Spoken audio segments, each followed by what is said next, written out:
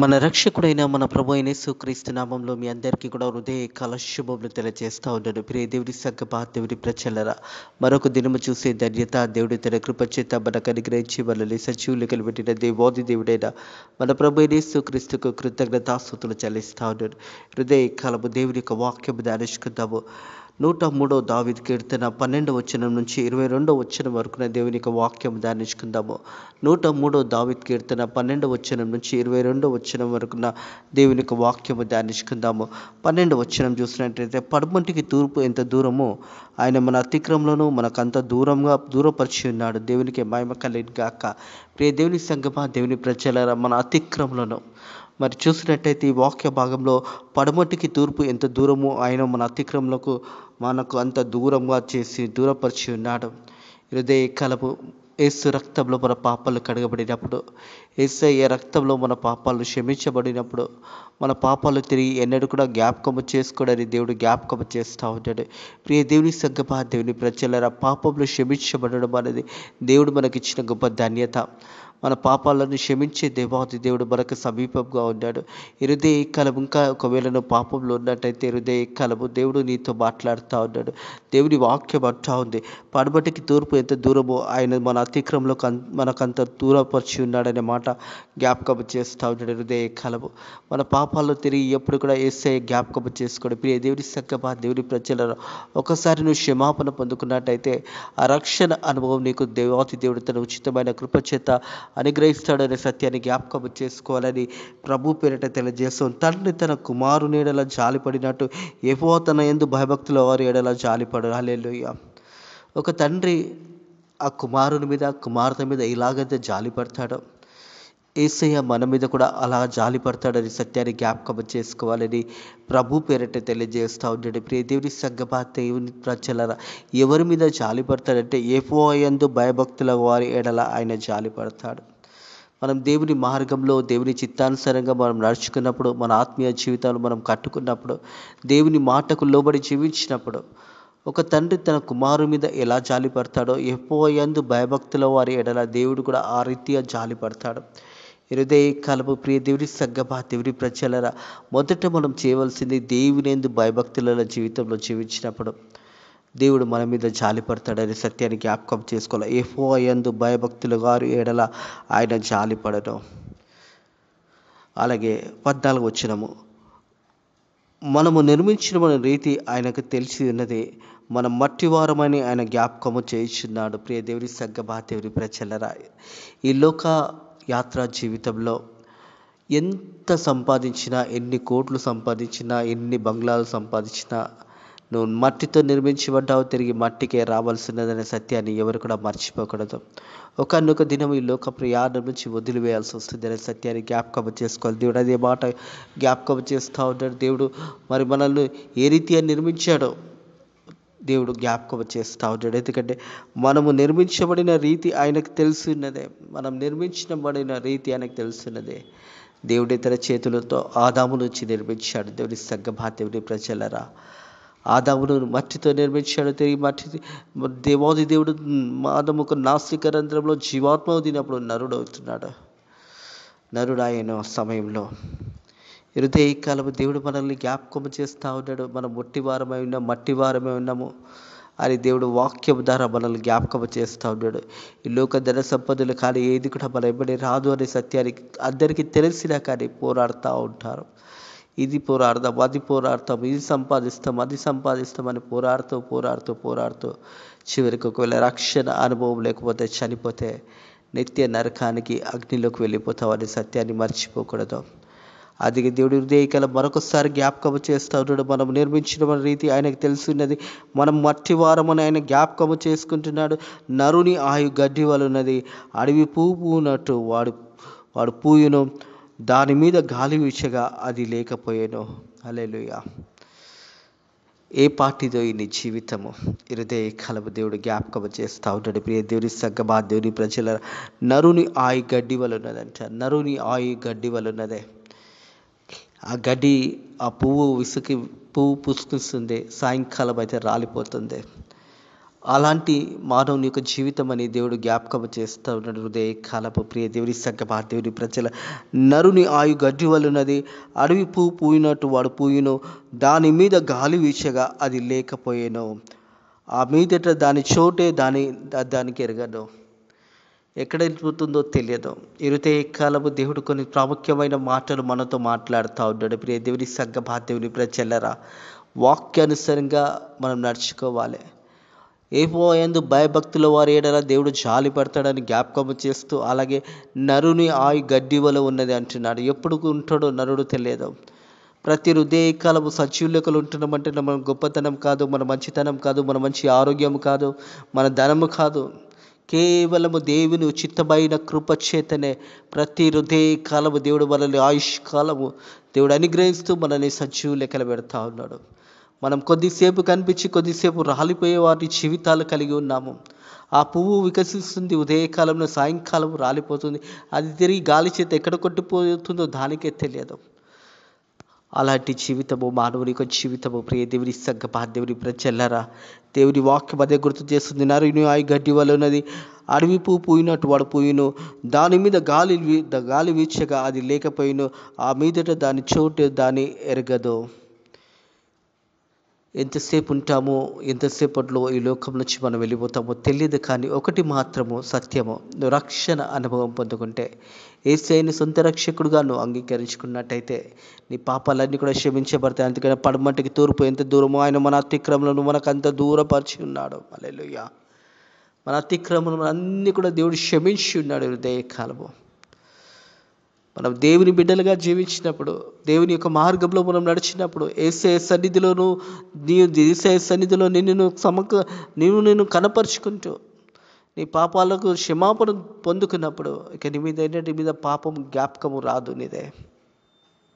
నీ పాపాలు యేసు రక్తంలో క్షమించబడినప్పుడు నువ్వు దేవుని బిడ్డగా అవుతావు అనే సత్యాన్ని జ్ఞాపకం చేసుకోవాలని ప్రభు పేరట తెలియజేస్తూ ఉన్నాడు. ప్రియ దేవుని సంగమా, దేవుని ప్రజల 17వ వచనం, ఆయన నిబంధన గైకొనుచు ఆయన కట్టడలను అనుసరించి నడుచుకునే వారు మీద యెహోవాయందు భయభక్తులు గల వారి మీద ఆయన కృప యుగ యుగంలో నిలుచును, ఆయన నీతి వారి పిల్లల తరములకు నిలుచును. హల్లెలూయా. ఎంత గొప్ప ధన్యత హృదయ కాలము. దేవుని సంగమా, దేవుని ప్రజలారా, దేవుని వాక్యము మనతో మాట్లాడుతూ ఉన్నదే. దేవుని వాక్యం వచ్చింది, ఆయన నిబంధన గైకొనుచు ఆయన కట్టడలను అనుసరించి నడుచుకునే వారి మీద. దేవుని యొక్క ఆజ్ఞలను, దేవుని యొక్క మాటలను, దేవుని యొక్క చిత్తానుసారంగా మనం జీవించినప్పుడు దేవుని వాక్యం అంటా ఉంది. ప్రియ దేవుని సంగమా, దేవుని ప్రజలారా, ఆయన కృప యుగ యుగంలో నిలుస్తుంది. దేవుని యొక్క కృప యుగ యుగంలో నిలుస్తుంది. ఎప్పుడు నిలుస్తుందంటే ఆయన నిబంధన గైకొని ఆయన కట్టడలను అనుసరించి నడుచుకునే వారి మీద, యెహోవాయందు భయభక్తులు గల వారి మీద ఆయన కృప యుగ యుగంలో నిలుచును, ఆయన నీతి వారి పిల్లల తరంలో నిలుచును. నీ పిల్లలు దీవించబడతారు అని దేవుని వాక్యం తెలియజేస్తుంది. 128వ దావీదు కీర్తనలో ఉంటుంది. దేవుని సంగమా, దేవుని ప్రజల ఇట్టి ఆశీర్వాదాలు మనం పొందుకోవాలంటే మనం మొదట వచ్చిన చాలా ప్రాముఖ్యమైనది. యెహోవాయందు భయభక్తులు కలిగి ఆయన త్రోవలందు నడుచువారు ధన్యులు. యెహోవాయందు భయభక్తుల వారు ఆయన త్రోవలందు నడిచిన వారు ధన్యులు. ఆ కింది వచనాలన్నీ కూడా ఆశీర్వాద వచనాలు. మనం చూసినట్టయితే 128వ దావీదు కీర్తన, యెహోవాయందు భయభక్తులు కలిగి ఆయన త్రోవలందు నడిచేవారు ధన్యులు, నిశ్చయంగా నేను చేతుల కష్టార్జితం అనుభవించుతో నువ్వు ధన్యుడవు, నీకు మేలు కలుగును, నీ లోగటిలో నీ భార్య ఫలించి ద్రాక్ష వలిగా ఉండును, నీ భోజనం బల్ల చుట్టూ నీ పిల్లలు ఒలివ మొక్కలుగా ఉండును. యెహోవాయందు భయభక్తుల వారు ఇలాగ ఆశీర్వాదం, సియోను నుంచి యెహోవా నిన్ను ఆశీర్వదించును. నీ జీవితకాలము యెరూషలేము క్షేమం కలుగుట చూచెదవు, నీ పిల్లలు నువ్వు చూచెదవు, ఇశ్రాయేలు మీద సమాధానం ఉండను గాక. నీ పిల్లలను చూచెదవు. ఈ సమయంలో ప్రియ దేవుని సంగమా, దేవుని ప్రజలారా, మనము దేవుని యందు భయభక్తుల జీవితం జీవించినప్పుడు ఈ లోకానికి ఇంకా పిల్లలు రాకముందే ఆ పిల్లలు ఆశీర్వదించబడతారు. అందుకే దేవుని వాక్యం ఏమంటుందంటే, తిరిగి చూసినట్టయితే 103వ కీర్తన 18వ వచనం, ఆయన కృప యుగ యుగంలో నిలుచును, ఆయన నీతి వారి పిల్లలకు తరంలో నిలుచును. మనము రక్షణ అనుభవం కలిగి దేవుని అడుగుజాడలో మనం నడిస్తే మన కుటుంబం అంతా కూడా దీవించబడుతుంది, ఆశీర్వదించబడుతుంది. ఆయన నిబంధన గైకొనుచు ఆయన కట్టడలను అనుసరించి నడుచుకొని వారి మీద యెహోవా యందు భయభక్తుల వారి మీద ఆయన కృప యుగ యుగంలో నిలుచును. ఆయన నీతి వారి పిల్లల పిల్లల మీద తరముల మీద నిలుచును. యెహోవా ఆకాశమందు తన సింహాసనము స్థిరపరిచి ఉన్నాడు. ఆయన అన్నిటి మీద రాజ్యపాలన చేస్తున్నాడు. అన్నిటి మీద హృదయ కలబు దేవాది దేవుడు మన ప్రభువైన యేసుక్రీస్తు తండ్రి కుడి పార్శ్వమున కూర్చొని మన కొరకు విజ్ఞాపన చేస్తున్నాడు. ప్రియ కుమారుడా, ప్రియ కుమార్తె, నా దగ్గరికి రమ్మని పిలుస్తూ ఉంటాడు. ఆ పిలుపు నువ్వు విన్నట్టయితే, ఒకవేళ నువ్వు ఇంకా లోకానుసారంగా జీవించుతున్నట్టయితే ఒక దినము మరణం వస్తుంది. ఆ మరణం నుంచి ఎవరం కూడా తప్పించుకోలేము. ఏ మానవుడు కూడా ఈ లోకంలో శాశ్వత జీవితం జీవించలేడు. ఒకానొక సమయంలో దేవుని యొక్క పిలుపుకు లోబడి ఈ లోకం నుంచి వెళ్ళిపోవాల్సి వస్తుంది. వెళ్ళిపోతున్నప్పుడు ఏమి తీసుకొని వెళ్తున్నావు? ఒక్కసారి నిన్ను పరిశోధించుకో. దేవుని వాక్యానుసారంగా నువ్వు జీవించినట్టయితే నీవుతో పాటు నీ కుటుంబం ఆశీర్వదించబడుతుంది. నీ పిల్లలు ఆశీర్వదించబడతారు. ప్రియ దేవుని సంగమా, దేవుని ప్రజలారా, దేవుని వాక్యం సెలవిస్తూ ఉన్నది, యెహోవా ఆకాశమందు తన సింహాసనం స్థిరపరిచి ఉన్నాడు. ఆయన అన్నిటి మీద రాజ్య పరిపాలన చేస్తున్నాడు. అన్నిటి మీద దేవుడు రాజ్య పరిపాలన చేస్తూ ఉంటాడు. హృదయ మనం దేవుని బిడ్డలుగా జీవించినప్పుడు, దేవుని బిడ్డలుగా మనం ఆయన అడుగుజాడలో నడుచుకున్నప్పుడు, ఆయన ఆజ్ఞలను గైకొని నడుచుకున్నప్పుడు తరతరంలో దీవించబడతాం. ఆయన కృప యుగ యుగంలో ఉంటుంది. అట్టి కృప దేవుడు మీకు కూడా అనుగ్రహించును గాక. మీ పిల్లలను కూడా దేవుడు బలపరచును గాక. మీ యొక్క జీవితం పట్ల దేవుడు ఒక ప్రణాళికతో ఉన్నాడు. హృదయ కలముకు వెళ్ళను దేవుని సన్నిధి నుంచి నువ్వు పారిపోతున్నావా? దేవుని మార్గంలో నుంచి నువ్వు పారిపోతున్నావా? హృదయ కలం దేవుడు నిన్ను పిలుస్తూ ఉంటాడు. ప్రియ దేవుని సంగమా, దేవుని ప్రజలారా, దేవుని దగ్గరకు వచ్చినట్టయితే దేవుని యొక్క అడుగు చాడలో, దేవుని ఆజ్ఞల ప్రకారం, దేవుని చిత్తాన్ని ప్రకారం నువ్వు నడుచుకున్నట్టయితే దేవుని యొక్క ఆశీర్వాదం నువ్వు పొందుకుంటావు. ఆయన నిబంధన గాయకొనుచు ఆయన కట్టడలను అనుసరించి నడుచుకున్న వారి మీద, యెహోవా యందు భయభక్తుల గల వారి మీద ఆయన కృప యుగ యుగంలో నిలుచును. ఆయన నీతి వారి పిల్లల తరంలో నిలుచును. యెహోవా ఆకాశమందు సింహాసనం స్థిరపరిచినాడు. ఆయన అన్నింటి మీద రాజ్య పరిపాలన చేస్తున్నాడు. యెహోవా దూతలారా, ఆయన ఆజ్ఞలకు లోబడి ఆయన వాక్యము నేర్పు బలాశరులారా, ఆయనని సన్నతించుడే. నువ్వు ఎవరివైనా హృదయ కలబో, దేవుడు నిన్ను ప్రేమిస్తూ ఉన్నాడు. నీ కొరకే యేసయ్య ఈ లోకానికి వచ్చాడు. నీ కొరకే యేసయ్య కల్వరి శిలువలో రక్తము కార్చి నీ పాప దోషములన్నీ కూడా క్షమించి ఉన్నాడు. హృదయ కలం దేవుడు నీకు రక్షణ అనుగ్రహించిపోతూ ఉన్నాడు. ఇంకా ఒకవేళ నువ్వు రక్షణ పొందుకోలేనట్టయితే హృదయ కాలము యేసు ప్రభు నీతో మాట్లాడుతూ ఉంటాడు. కుమారుడా, కుమార్తె, రక్షణ పొందుకోండి. ఆ రక్షణ పొందుకోవాలంటే నువ్వు యేసయ్య దగ్గరకు వచ్చి నీ పాపాలు ఒప్పుకున్నట్టయితే నీ పాపాలు క్షమించబడతాయి. అందుకే దేవుని వాక్యం అంటుంది, పాడుబట్టికి దూరం ఎంత దూరం ఆయన మన అతిక్రమలు అంతగా దూరపరిచి ఉన్నాడు.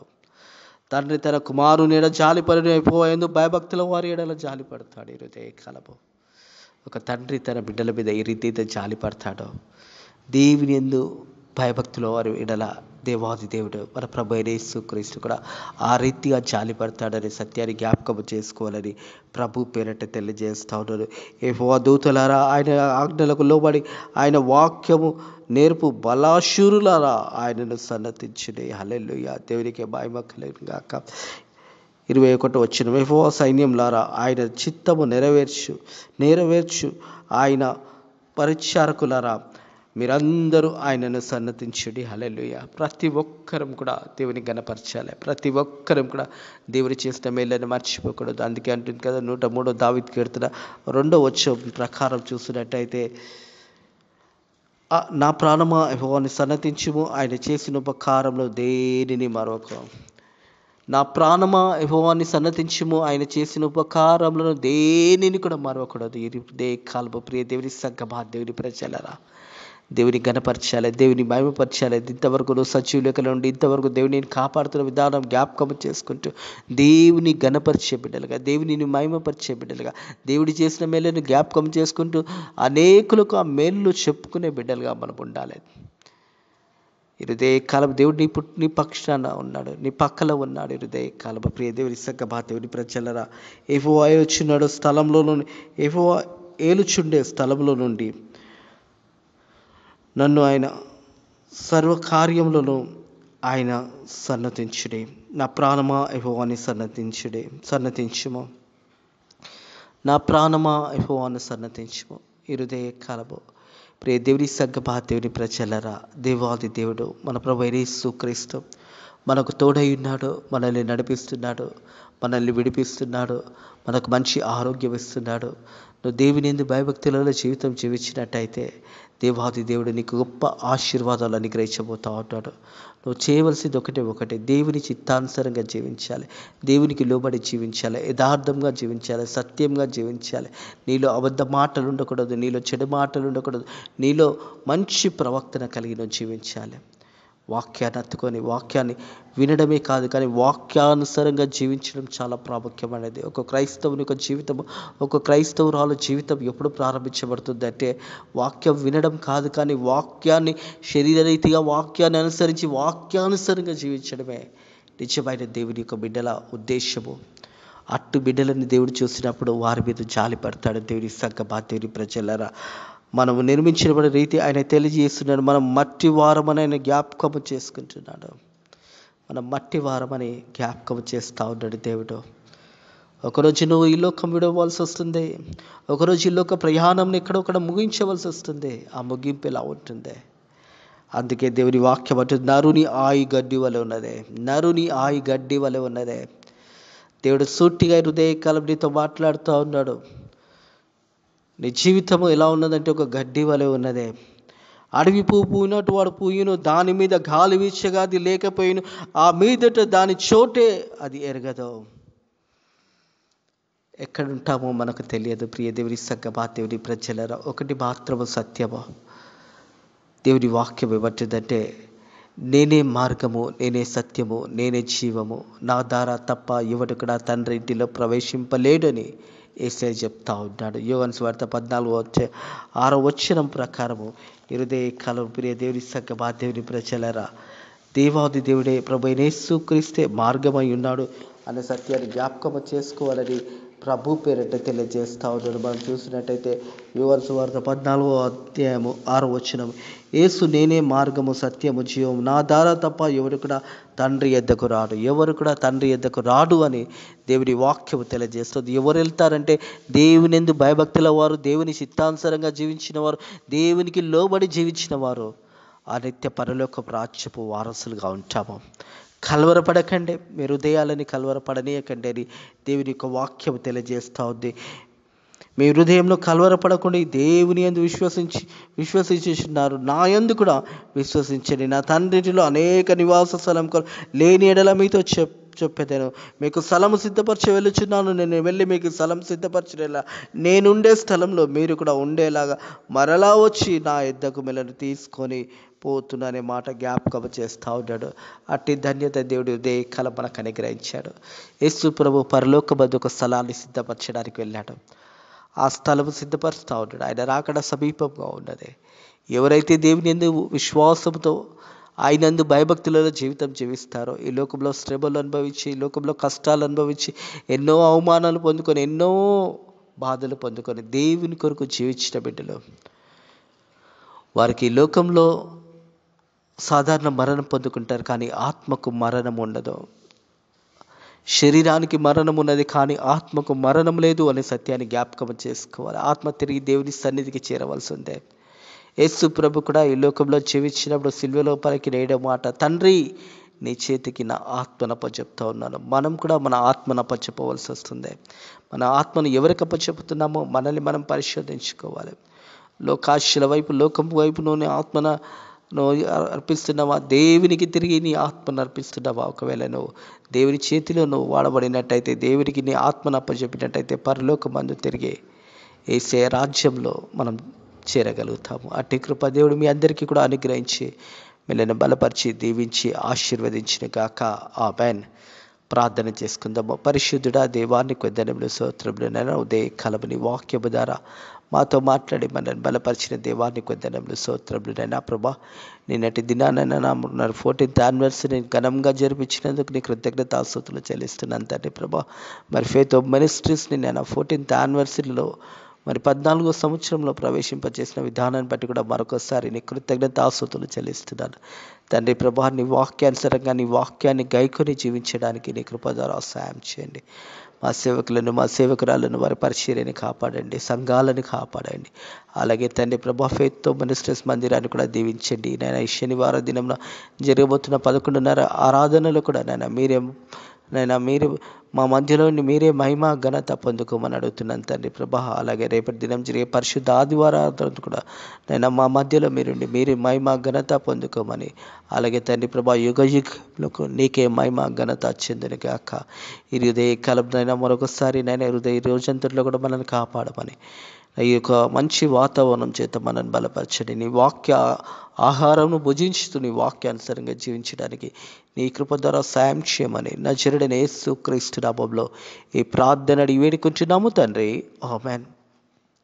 మన ప్రభు అయిన రక్షకుడైన యేసు క్రీస్తు యొక్క కృప సమాధానములు ఇప్పుడు ఎల్లప్పుడూ సదాకాలము యుగ యుగములకు మనకు మన కుటుంబములకు తోడై నీడై ఉండును గాక.